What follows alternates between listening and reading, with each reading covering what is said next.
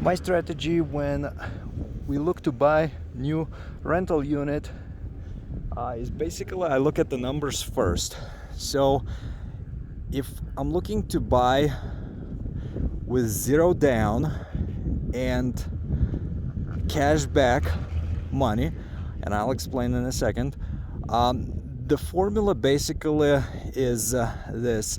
Banks now finance about 70 to 75% of after repair loan to value ratio. You might be lucky and get a little bit higher, but I would say on average we see between 70 and 75%. So my first number that I look at is how much this house will be worth once it's fixed, rented, basically stabilized and cash flowing. Next number I look is how much of the loan can this house carry. Okay, and that's typically 70 to 75%. So strategy right now is to buy them at least 50% loan to value or less. That means that after we buy, fix it up, get a loan, we get all our money back, and then on rehabs that take 2 weeks or more, I'm looking for 30K cash back. So example would be buying a house that appraises for 100,000 after repairs, getting a 70K loan. So your total all in needs to be up to 40K. And in other markets, you might multiply that number by certain factor, because the prices not necessarily will match. But if you buy them right, you will get all your money back and 20 to 30,000 on top, which is basically flipping to yourself.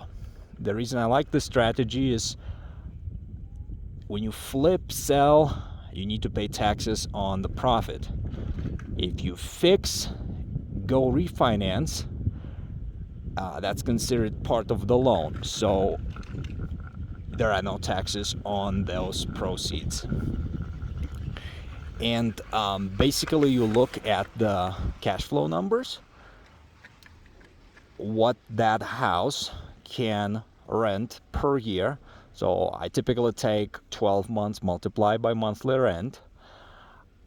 In my area, taxes and insurance cost us on average between 3 to 4 months worth of rent. Okay, 2 months I typically set aside for maintenance, management, and vacancies, and on average that's enough. So we have another 6 months worth of rent that we have left.